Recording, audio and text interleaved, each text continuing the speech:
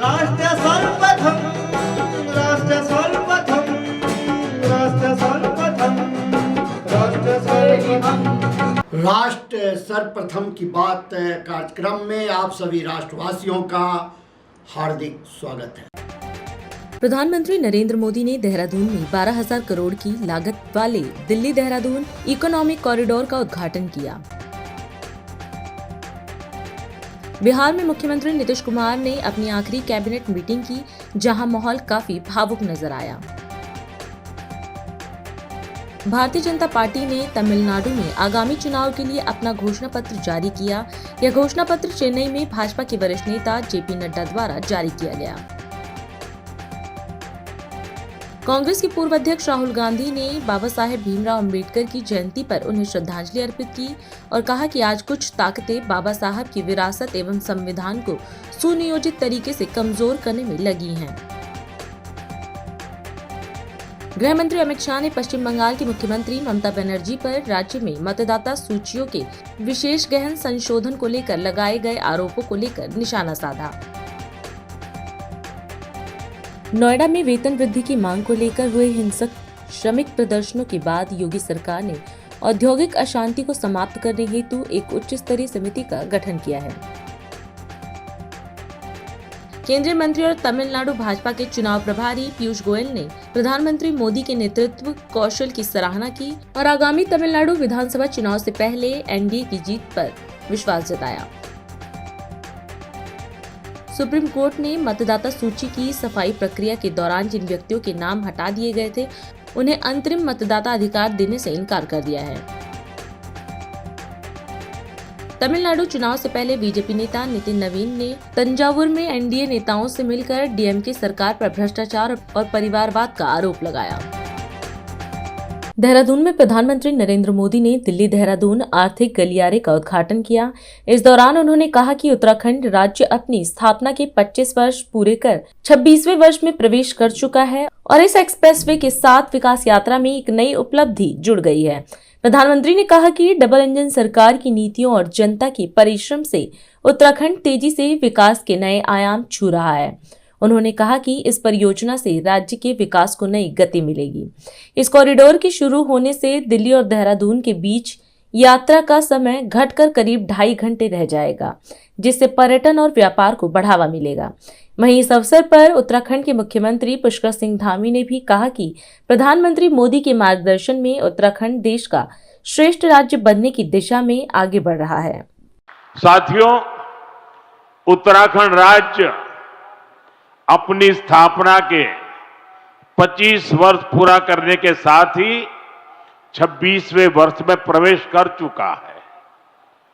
आज दिल्ली देहरादून एक्सप्रेसवे के उद्घाटन के साथ इस प्रगति में एक और बड़ी उपलब्धि जुड़ी है। मुझे बहुत खुशी है कि डबल इंजन सरकार की नीतियां और उत्तराखंड के लोगों के परिश्रम से ये युवा राज्य विकास के नए आयाम जोड़ रहा है। ये प्रोजेक्ट भी उत्तराखंड के विकास को नई गति देगा। इस एक्सप्रेसवे का बहुत बड़ा हिस्सा यूपी से होकर गुजरता है। इससे गाजियाबाद, बागपत, बड़ौद, शामली और सहारनपुर जैसे अनेक शहरों को भी बहुत फायदा होगा। टूरिज्म के लिहाज से यह प्रोजेक्ट बहुत अहम है। मैं पूरे देश को इस प्रोजेक्ट की बहुत बहुत बधाई देता हूं। राष्ट्र की भाग्य रेखाएं ये हमारी सड़कें होती हैं, हमारे हाईवे होते हैं, हमारे एक्सप्रेस वे होते हैं, एयरवे, रेलवे, वाटरवे, ये हमारे राष्ट्र की भाग्य रेखाएं होती है। और बीते 1 दशक से हमारा देश विकसित भारत बनाने के लिए विकास की ऐसी ही भाग्य रेखाओं के निर्माण में जुटा हुआ है। ये विकास की भाग्य रेखाएं सिर्फ आज की सुविधाएं नहीं है, ये आने वाली पीढ़ियों की समृद्धि की गारंटी है। बीते दशक से हमारी सरकार राष्ट्र के इन विकास रेखाओं पर अभूतपूर्व निवेश कर रही है। मैं आपको एक आंकड़ा देता हूं। देखिए, साल 2014 तक ऐसे इंफ्रास्ट्रक्चर के लिए साल में पूरे देश में 2 लाख करोड़ रुपए भी खर्च नहीं होते थे। ये मैं पूरे हिंदुस्तान की बात बताता हूं। 2 लाख करोड़ भी नहीं होते थे। आज ये 6 गुना अधिक 12 लाख करोड़ रुपए से भी ज्यादा हो चुका है।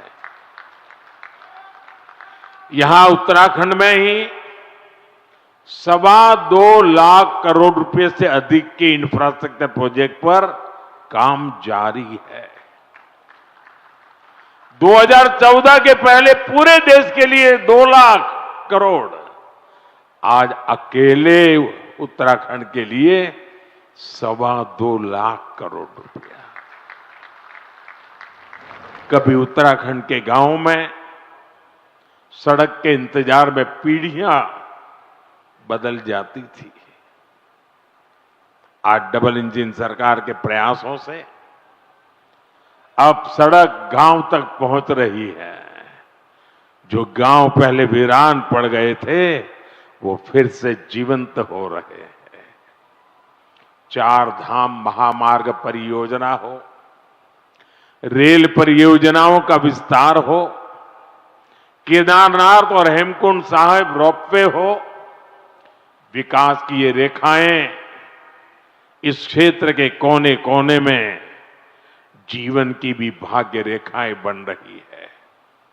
साथियों, 21वीं सदी का भारत आज जिस स्पीड और जिस स्केल पर काम कर रहा है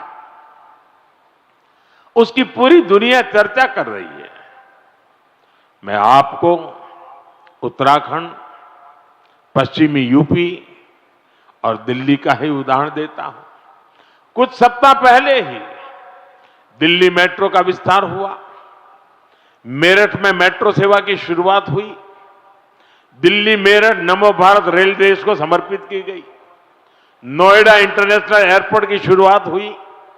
हवाई जहाजों के लिए एमआरओ फैसिलिटी पर काम शुरू हुआ और आज देहरादून दिल्ली एक्सप्रेसवे शुरू हो रहा है। जब आप पुनः उत्तराखंड आए हैं तो 12,000 करोड़ रुपए की लागत से बने एशिया के सबसे लंबे एलिवेटेड वाइल्ड लाइफ कॉरिडोर की सौगात लेकर आए हैं। इसके लिए उत्तराखंड के सभी प्रदेशवासियों की ओर से मैं आपका हृदय तल से आपका धन्यवाद करता हूं। आदरणीय प्रधानमंत्री जी, आज आपके नेतृत्व एवं मार्गदर्शन में उत्तराखंड देश का श्रेष्ठ राज्य बनने के अपने विकल्प रहित संकल्प को पूरा करने के लिए विकास भी और विरासत भी की अवधारणा के अनुरूप प्रत्येक क्षेत्र में काम कर रहा है। और मैं आपको पूरा विश्वास दिलाता हूं कि हम आपके नेतृत्व में आपने इस लक्ष्य को प्राप्त करने में अवश्य सफल रहेंगे। साथ ही 2022 के विधानसभा चुनावों की भांति 2027 के चुनाव में भी वीर भूमि उत्तराखंड में भारतीय जनता पार्टी की राष्ट्रवादी विचारधारा वाली सरकार बनाने में सफल होंगे। आदरणीय प्रधानमंत्री जी का पुनः धन्यवाद करते हुए मैं अपनी बात समाप्त करता हूं। बहुत बहुत धन्यवाद। दिल्ली उत्तर प्रदेश और उत्तराखंड को जोड़ने वाले दिल्ली देहरादून इकोनॉमिक कॉरिडोर को राष्ट्र को समर्पित किया गया। इस अवसर पर उत्तर प्रदेश के मुख्यमंत्री योगी आदित्यनाथ भी कार्यक्रम में मौजूद रहे। अपने संबोधन में मुख्यमंत्री ने प्रदेशवासियों को इस महत्वपूर्ण परियोजना के लिए बधाई दी और प्रधानमंत्री नरेंद्र मोदी का आभार व्यक्त किया। साथ ही केंद्रीय मंत्री नितिन गडकरी और NHAI के अधिकारियों को भी इस परियोजना को सफल बनाने के लिए सराहा। मुख्यमंत्री ने कहा कि इस कॉरिडोर से सहारनपुर से दिल्ली की दूरी मात्र 2.5 घंटे में तय की जा सकेगी, जिससे क्षेत्र के आर्थिक विकास को नई गति मिलेगी। इस अवसर पर उन्होंने बाबा साहेब भीमराव अम्बेडकर की 135वीं जयंती पर उन्हें नमन किया। मैं सबसे पहले उत्तर प्रदेश की 190 करोड़ की यात्रा करने वाले इस एक्सप्रेस वे में पड़ने वाले उन सभी जनपद वासियों को इस दिल्ली बागपत सहारनपुर देहरादून इकोनॉमिक कॉरिडोर के लोकार्पण के अवसर पर हृदय से बधाई देते हुए आदरणीय प्रधानमंत्री जी के प्रति आभार व्यक्त करता हूं। केंद्रीय सड़क परिवहन मंत्री माननीय नितिन गडकरी जी और NHAI के सभी अन्य वरिष्ठ अधिकारियों को भी हृदय से धन्यवाद देता हूं कि उन्होंने इस क्षेत्र के आर्थिक उन्नयन के लिए एक बड़े अभियान को आगे बढ़ा करके जो दूरी पहले सहारनपुर से दिल्ली की 5 से 6 घंटे में पूरी हो पाती थी, अब यह इकोनॉमिक कॉरिडोर सहारनपुर से दिल्ली की दूरी हो या सहारनपुर से देहरादून की दूरी, इस दूरी को मात्र 2.5 घंटे में पूरा करने में मदद मिलेगी। इसके माध्यम से सहारनपुर का वुड वर्क का जो कार्य है, काष्ठ कला का जो कार्य है, यहां के शामली, मुजफ्फरनगर, मेरठ, बागपत, यहां पर जो भी प्रोडक्ट बनता है, जैसे मेरठ के अंदर स्पोर्ट्स का हर आइटम बनता है, यहां का अन्नदाता किसान मेहनती है, गुड़ की मिठास, सब्जी उत्पादन के लिए और यहां पर अन्य तमाम प्रकार के अन्नदाता किसानों के द्वारा अन्न उत्पादन और खाद्यान्न उत्पादन के साथ साथ फ्रूट्स और वेजिटेबल के उत्पादन के कार्य को भी आगे बढ़ाया जाता है। अब इसके माध्यम से न केवल राष्ट्रीय राजधानी बल्कि राष्ट्रीय राजधानी के साथ साथ दुनिया के बाजार में पहुंचाने का एक उत्तम माध्यम यह इकोनॉमिक कॉरिडोर आपको प्राप्त हो रहा है। इस अवसर पर मैं आप सबको हृदय से बधाई देता हूं, अपनी शुभकामनाएं देता हूं। बहनों और भाइयों, आज का यह अवसर हम सबके लिए अत्यंत महत्वपूर्ण है। भारत के अंदर सामाजिक न्याय को जमीनी धरातल पर उतारने वाले भारत के संविधान के शिल्पी बाबा साहब डॉक्टर भीमराव अंबेडकर जी की आज 135वीं पावन जयंती है। याद करिए, उन्होंने भारत के संविधान के माध्यम से भारत के हर नागरिक को, चाहे वह किसी जाति का हो, किसी संप्रदाय का हो, किसी क्षेत्र का रहने वाला हो, महिला हो, पुरुष हो, बुजुर्ग हो, नौजवान हो, उन सबको एक समान अधिकार देकर के एक सशक्त भारत की न्यू भारत के संविधान के माध्यम से रखे। बाबा साहब के प्रति कृतज्ञता ज्ञापित करते हुए आदरणीय प्रधानमंत्री जी ने देश के अंदर पंचतीर्थ बनाए और आज आदरणीय प्रधानमंत्री जी की प्रेरणा से हमारी सरकार ने तय किया है, बाबा साहब भीमराव अंबेडकर, सदगुरु रविदास जी महाराज, महर्षि वाल्मीकि और सामाजिक न्याय के इन महापुरुषों की मूर्तियां जहां लगी होंगी, अगर बाउंड्री वॉल नहीं है और मूर्ति के ऊपर छत नहीं है, तो सरकार पैसा देकर के इस कार्य को पूरा करने का कार्य करके इन महापुरुषों के प्रति सम्मान का भाव रखवाएगी। आज उत्तर प्रदेश सुरक्षा का, सुशासन का, इंफ्रास्ट्रक्चर का, रोजगार का और इन्वेस्टमेंट का एक नया केंद्र बनकर के उभरा है। डबल इंजन सरकार की ताकत क्या होती है अगर देखना है, तो डबल इंजन की सरकार की ताकत है कि अब उत्तराखंड हो या उत्तर प्रदेश या दिल्ली, अब बड़े से बड़े इंफ्रास्ट्रक्चर को लाने में कोई दुविधा नहीं। अभी समय है एक ब्रेक का, हम चलते हैं ब्रेक पर, आप कहीं जाए नहीं, छोटा सा ब्रेक। श्रेया फर्निशिंग लेकर आया है आपके लिए होम कलेक्शन, जिसमें आपको मिलता है upholstery fabric, designer curtains, home and office decoratives, carpets and sofa cover कम से कम दाम में कीर्ति नगर में आपके लिए उपलब्ध है। Kamal Buildtech Private Limited, fulfilling promises. With our professional team and experience of delivering projects, in past we guarantee you peace of mind and top quality work in an affordable price. और अधिक खबरों के लिए आप हमारे YouTube channel दैनिक India दर्पण को अभी सब्सक्राइब करें और नोटिफिकेशन के लिए बेल आइकन को प्रेस करना ना भूलें। राष्ट्र सर्वप्रथम की बात कार्यक्रम में ब्रेक के बाद एक बार फिर आप सभी राष्ट्रवासियों का स्वागत। पश्चिम बंगाल के गंगारामपुर में केंद्रीय गृह मंत्री अमित शाह ने एक जनसभा को संबोधित किया। इस दौरान उन्होंने कहा कि बीजेपी का संकल्प है कि 5 मई को सरकार बनने के बाद बंगाल से घुसपैठ को पूरी तरह समाप्त किया जाए। शाह ने कहा कि सरकार बनते ही 45 दिनों के भीतर सीमा पर बाड़ लगाने के लिए भूमि उपलब्ध कराई जाएगी। उन्होंने चुनाव के बाद शिक्षा, स्वास्थ्य और रोजगार जैसे क्षेत्रों में व्यापक विकास कार्यों का भरोसा भी दिया। साथ ही उन्होंने कहा कि राजवंशी भाषा को 8वीं अनुसूची में शामिल करने का प्रयास किया जाएगा। अमित शाह ने जनता से बीजेपी को सत्ता में लाने की भी अपील की। भारतीय जनता पार्टी ने संकल्प किया है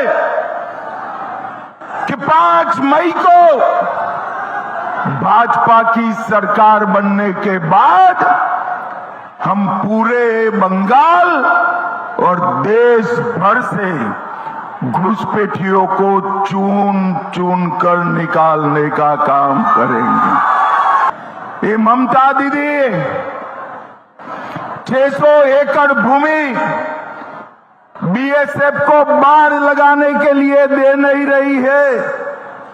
हमने तय किया है हमारी सरकार बनते ही 45 दिन में बाढ़ के लिए भूमि देने का काम भारतीय जनता पार्टी समाप्त कर देगी। भाइयों बहनों, बंगाल के शासन में,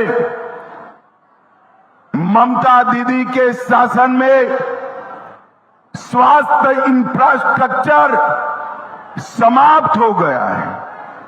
मैं आपको कहने आया हूं कि हम उत्तर बंग के लिए दार्जिलिंग से सुंदरवन एक बहुत बड़ा राष्ट्रीय राजमार्ग बनाकर समग्र उत्तर बंग का विकास करेंगे। उत्तर बंग में एम्स बनाया जाएगा। कल्याणी का एम्स दूर पड़ता है ना भाई आपको, मगर उत्तर बंग के एक नया एम्स बनाने का काम हमारे नेता नरेंद्र मोदी करेंगे। नरेंद्र मोदी करेंगे। उत्तर बंग के लिए एक अलग 600 बेड का सभी टेक्नोलॉजी से युक्त कैंसर अस्पताल बनाने का काम भारतीय जनता पार्टी करेगी। उत्तर बंग में हमारे युवाओं के लिए आईआईटी बनाने का काम भी भारतीय जनता पार्टी की सरकार करेगी। और युवाओं, आपके लिए एक विश्व प्रसिद्ध आईआईएम भी उत्तर बंग के किसी जिले में बनाया जाएगा। उत्तर बंगाल में एक खेल विश्वविद्यालय की भी स्थापना, स्पोर्ट्स यूनिवर्सिटी की स्थापना भारतीय जनता पार्टी करेगी। और भाइयों बहनों, हमारे राजवंशी समाज की बहुत पुरानी मांग है, राजवंशी भाषा को हम 8वीं अनुसूची में डालने का काम भी करेंगे। उत्तर बंग में 4 बड़े शहर हम स्थापित करेंगे। इतने सारे दीदी लोग यहां आए हैं, हर दीदी के बैंक अकाउंट में हर महीना 3000 रुपया ट्रांसफर कराने का काम भारतीय जनता पार्टी करेगी। हर गर्भवती महिला को 21,000 रुपया और 6 पोषण किट भारतीय जनता पार्टी की सरकार देगी। सरकारी नौकरियों में 33% आरक्षण भारतीय जनता पार्टी माताओं बहनों को देने का काम करेगी। भाजपा सरकार बनाइए और कवि गुरु की कल्पना का सोनार बांग्ला बनाइए। जयपुर के भवानी निकेतन परिसर में डॉक्टर बी.आर. अम्बेडकर जयंती समारोह का आयोजन किया गया, जिसमें मुख्यमंत्री भजनलाल शर्मा शामिल हुए। इस अवसर पर मुख्यमंत्री ने डॉक्टर भीमराव अम्बेडकर की 135वीं जयंती पर उन्हें नमन किया। अपने संबोधन में उन्होंने कहा कि यह दिन सामाजिक न्याय, समानता और संवैधानिक मूल्यों की पुनर्स्थापना का प्रतीक है। उन्होंने बाबा साहब के विचारों को याद करते हुए कहा कि उन्होंने छुआछूत की जंजीरों को तोड़कर हर भारतीय को बराबरी का अधिकार दिलाया। मुख्यमंत्री ने अंबेडकर को महान समाज सुधारक बताते हुए कहा कि सरकार की प्राथमिकता अंतिम पंक्ति में खड़े व्यक्ति तक विकास पहुंचाना है। उन्होंने कहा कि वंचित और पिछड़े वर्ग का उत्थान सरकार की नैतिक जिम्मेदारी है। आज हमें बड़ी खुशी है कि बाबा साहब का 135वां जयंती हम मना रहे हैं। मैं भारत के महान सपूत, हमारे संविधान के शिल्पकार तथा सामाजिक न्याय के महान नायक भारत रत्न डॉक्टर भीमराव अम्बेडकर जी को उनकी जयंती पर कोट कोट नमन करता हूं, उनको श्रद्धा सुमन अर्पित करता हूं और आप सभी राजस्थान वासियों को उनकी जन्म जयंती पर बहुत बहुत शुभकामनाएं देता हूं, बहुत बहुत शुभकामनाएं देता हूं। यह दिन हमारे लिए बहुत प्रमुख दिन है।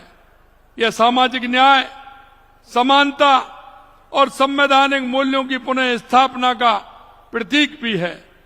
डॉक्टर भीमराव अम्बेडकर भारत के संविधान के निर्माता, सामाजिक न्याय के दूत, दलित, शोषित, वंचित वर्गों के उद्धारक थे। उन्होंने छुआछूत की जंजीरों को तोड़ा, हर भारतीय को बराबरी का अधिकार दिलाया।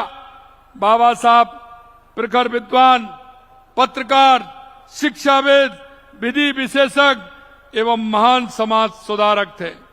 उन्होंने न्यूयॉर्क के कोलंबिया विश्वविद्यालय से डायरेक्टरेट की उपाधि प्राप्त की तथा लंदन स्कूल ऑफ इकोनॉमिक्स में अध्ययन किया। विदेश में शिक्षा ग्रहण करने के बाद बाबा साहब ने जब वंचित और पीड़ित वर्गों के उत्थान के लिए अपना पूरा जीवन समर्पित कर दिया। भारत के संविधान की प्रारूप समिति के अध्यक्ष के रूप में उनकी महत्वपूर्ण भूमिका थी। वह मेहनत और लगन से उन्होंने हमारे संविधान का प्रारूप तैयार किया, जिसके लिए उन्हें हमेशा याद रखा जाएगा। हमारी सरकार का मानना है कि आखिरी पंक्ति में खड़े व्यक्ति तक विकास का उजियारा पहुंचे, उसका जीवन आसान बने। हमारे लिए वंचित और पिछड़े वर्ग का विकास राजनीतिक एजेंडा नहीं है, ये एक नैतिक जिम्मेदारी है। हम उसे पूरी ईमानदारी के साथ कर रहे हैं। आपने देखा है कि हमारी कल्याणकारी योजनाएं नीचे तक धरातल पर जा रही हैं और अभी आपने देखा जिस तरह से हमारे शिलान्यास और उद्घाटन हुए हैं, उसमें भी वही अंतिम पायदान पर खड़े व्यक्ति के लिए सुविधा देने के लिए है। हमारी संवेदनशील सरकार के द्वारा गत 2 वर्षों में उठाए गए कदम की वजह से राज्य में अनुसूचित जाति जनजाति अत्याचार के प्रकरणों में 28% से अधिक की कमी आई है। अनुसूचित जाति जनजाति के विद्यार्थियों और युवाओं को शिक्षा प्रदान करने के लिए छात्रवृत्ति एवं आर्थिक सहायता दी जा रही है। शिक्षा के लिए अनुसूचित जाति उत्तर मैट्रिक छात्रवृत्ति योजना अंतर्गत 292 करोड़ रुपए देकर 3,75,000 विद्यार्थियों को सहायता प्रदान की गई है। हमें बाबा साहब के विचारों को बढ़ाते हुए मजबूती प्रदान करनी है। यही मैं कहना चाहता हूं। आप सभी इतनी बड़ी संख्या में आए, आप सभी को बहुत बहुत धन्यवाद। जय हिंद, जय भारत, जय राजस्थान। छत्तीसगढ़ के मुख्यमंत्री विष्णुदेव साय ने सुकमा जिले को 308 करोड़ रुपए से अधिक के 228 विकास कार्यों की सौगात दी। इनमें 159 कार्यों का भूमि पूजन और 69 कार्यों का लोकार्पण शामिल है, जिससे क्षेत्र के बुनियादी ढांचे और जन सुविधाओं को नई गति मिलने की उम्मीद है। इस अवसर पर मुख्यमंत्री ने मुख्यमंत्री स्वस्थ बस्तर अभियान की भी शुरुआत की। इसके तहत बस्तर संभाग के 7 जिलों में करीब 1100 टीमें घर घर जाकर लोगों की स्वास्थ्य जांच करेंगी। आज सुकमा की इस पावन भूमि में 308 करोड़ के विकास कामों का लोकार्पण और भूमि पूजन और मुख्यमंत्री स्वस्थ बस्तर अभियान के शुभारंभ महोत्सव में सभी अधिकारीगण और इस कार्यक्रम में पधारे सभी हमारे देवतुल्य कार्यकर्ता भाइयों और बहनों। सुकमा में भीड़ तो होती है, लेकिन आज का ये भीड़ ऐतिहासिक है। नक्सलवाद समाप्त होने का ये परिणाम है कि आज के इस कार्यक्रम में तपती गर्मी के बाद भी आप सभी लोग भारी संख्या में आए हैं। मैं आप सभी का हृदय से अभिनंदन करता हूं, हृदय से स्वागत करता हूं। आज जिले को 308 करोड़ रुपए का सौगात मिला है। 308 करोड़ रुपए के विकास कामों का लोकार्पण और भूमि पूजन किए हैं, जिसमें कई पुल पुलिया, कई रोड का काम इसमें शामिल है, नालंदा परिसर का काम शामिल है। तो इसके लिए मैं पूरे जिला वासियों को बहुत बहुत बधाई देता हूं, बहुत बहुत शुभकामनाएं देता हूं। निश्चित रूप से जिला में इससे विकास की गंगा बहेगी। और आज मुख्यमंत्री स्वस्थ बस्तर अभियान, इसका भी हम लोग शुभारंभ कर रहे हैं। हमारे बहुत ही कर्मठ स्वास्थ्य मंत्री इसके विषय में बताए हैं, तो इसकी भी बधाई, इसकी भी शुभकामनाएं। हमारा बस्तर स्वस्थ रहेगा तो हमारा छत्तीसगढ़ भी स्वस्थ रहेगा और हम लोग विकसित छत्तीसगढ़ बना पाने में सफल होंगे। तो इसकी भी बहुत बहुत आप लोगों को शुभकामनाएं। बंधुओं, पिछले 2 साल हमारी सरकार को हुए हैं और इतने दिनों में हम 100 बार से ज्यादा बस्तर क्षेत्र में आए हैं। आप लोगों के बीच में हम आए हैं और जब हमारे देश के यशस्वी प्रधानमंत्री और भारतीय जनता पार्टी एक जनजाति समाज के, एक आदिवासी समाज के बेटा को प्रदेश का मुखिया बनाया, मुख्यमंत्री का दायित्व दिया, तो मैं सोचता था विशेषकर बस्तर के विषय में। ये बस्तर जो प्राकृतिक रूप से बहुत सुंदर है, जिसको हम लोग धरती का स्वर्ग कह सकते हैं, और अगर एरिया वाइज हम लोग देखें तो ये केरल प्रदेश से भी बड़ा ये क्षेत्र है और जनजाति समाज के लोग यहाँ पर ज्यादा हैं। मैं भी जनजाति समाज से हूं, तो ऐसा सोचता था कि इस क्षेत्र के हमारे जनजाति समाज के और लोगों का क्या दोष है कि 40 साल से भी ज्यादा वर्षों तक विकास से अछूते हैं। उनके गांव में रोड नहीं है, गांव में पानी नहीं है, गांव में बिजली नहीं पहुंची है, उनको राशन नहीं मिल रहा है, उनके बच्चे स्कूल नहीं जा पा रहे हैं, दूर संचार के साधन वहां पर खड़ा नहीं हो पा रहे हैं। बहुत चिंता होती थी, लेकिन बड़ा सौभाग्य का विषय कि माननीय प्रधानमंत्री जी, माननीय गृह मंत्री जी, उनका दृढ़ इच्छा शक्ति और माननीय गृह मंत्री जी ने तो संकल्प ले लिया, एक तिथि तय कर दिया कि 31 मार्च 2026 को पूरे देश से नक्सलवाद को समाप्त करना है और नई रणनीति के साथ हमारे जवान नक्सलवाद के खिलाफ में लड़ाई लड़े। आज मैं आप सब लोगों का सहयोग उसको भी नमन करता हूं और आज 38 मार्ग बस्तर में चयन किए हैं और वहां पर बस संचालित कर रहे हैं मुख्यमंत्री बस सेवा योजना में। तो जो भी विकास का काम हो सकता है क्षेत्र में, वो सब काम सरकार करने वाली है। इसलिए आप लोगों को किसी भी तरह से चिंता करने की आवश्यकता नहीं है। और अधिक खबरों के लिए आप हमारे YouTube चैनल दैनिक इंडिया दर्पण को अभी सब्सक्राइब करें और नोटिफिकेशन के लिए बेल आइकन को प्रेस करना ना भूलें। आज हम इस कार्यक्रम में आपसे विदा लेते हैं। आप अन्य खबरों के लिए बने रहें। राष्ट्र सर्वप्रथम, वंदे मातरम, जाग उठा है भारत। राष्ट्र सर्वप्रथम राष्ट्र सर्वप्रथम राष्ट्र सर्वप्रथम राष्ट्र सर्वप्रथम